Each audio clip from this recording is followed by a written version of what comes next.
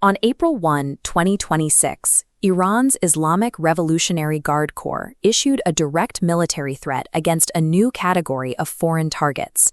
They published a list of entities designated as terrorist organizations, but it didn't target rival governments. It targeted Apple, Microsoft, Google, Meta, and Amazon. The IRGC's military justification was specific. They accused these tech giants of providing the essential AI and communication infrastructure used in U.S. and Israeli assassinations. The military group demanded that tech employees evacuate their workplaces immediately and warned civilians to clear a 1-kilometer radius around these offices. This declaration signaled the moment the global digital economy was forcibly drafted onto the front lines of a kinetic war.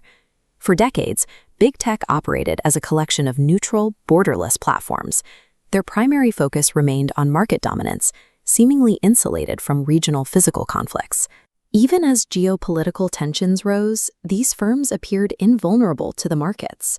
Amazon's stock returns were surging, and SpaceX was on track for a record-breaking $75 billion IPO.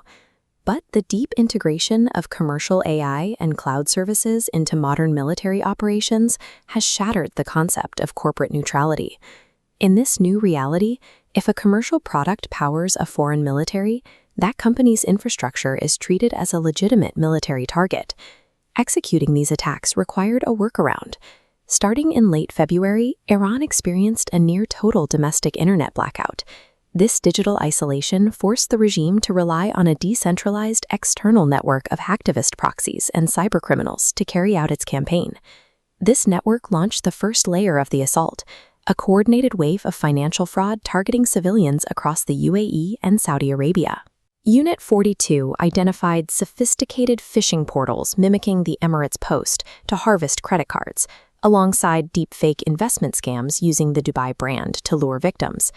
By siphoning millions from thousands of individual civilian accounts, these proxy networks created a self-sustaining cash flow that pays for the specialized servers and tools needed to launch more destructive sabotage.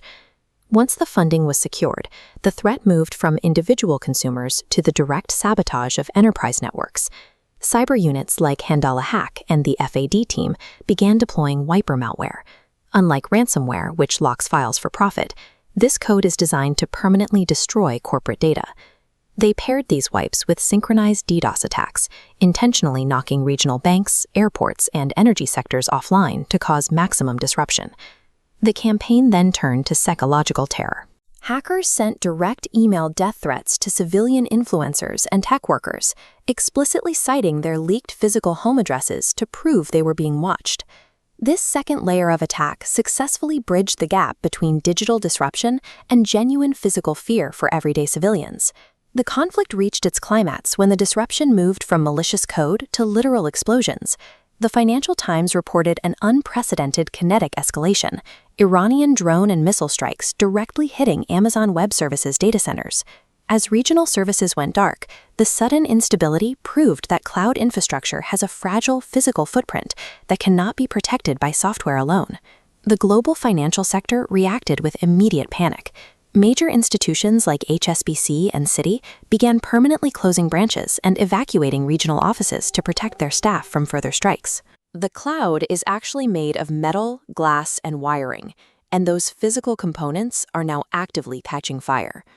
Tech companies are now in a frantic race to secure their physical assets and evacuate employees from high-risk zones across the Middle East. Cybersecurity response teams are facing a grim reality. The traditional firewalls they've spent billions on are useless against a physical drone strike.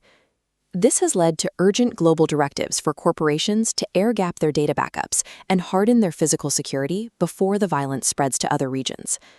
The risk profile for a modern tech CEO now accounts for literal acts of war alongside traditional data breaches. The era of the neutral, borderless tech monopoly has come to an end. Foreign adversaries now view software and cloud providers as indistinguishable from traditional defense contractors like Boeing. For consumers and investors, the takeaway is clear. Violent geopolitical warfare is now a permanent factor in the reliance on big tech services. The data centers that once facilitated simple e-commerce have become the critical military infrastructure of the 21st century.